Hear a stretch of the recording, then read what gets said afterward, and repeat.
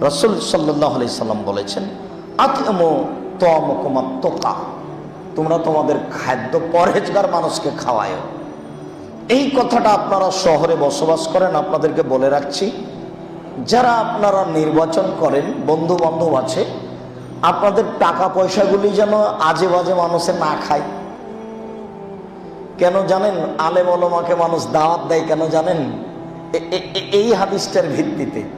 সাধারণত মানুষ মনে করে তারা ভালো মানুষ, পরহেজগার মানুষ, এই জন্য তাদের দাওয়াত দেয়।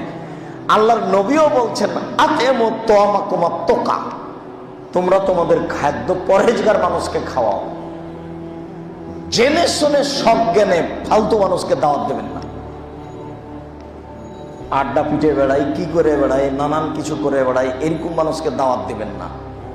যদি ভিক্ষে চাই দিবেন, যদি খেতে চাই দিবেন, নিজে থেকে খাওয়ার দিবেন না পরহেজগার ছাড়া।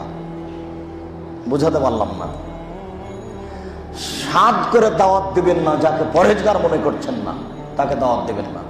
এটা আল্লাহ রাসূলের আদেশ। তিনি বলছেন, আতইমু তাআমাকুম আত-তুকা, তোমরা পরহেজগার মানুষকে তোমাদের খাদ্য খেতে দাও, সব মানুষকে খাদ্য খেতে দিও না। যে ভিক্ষুক খেতে চাই তাকে দিবেন, ও সে যেই হোক।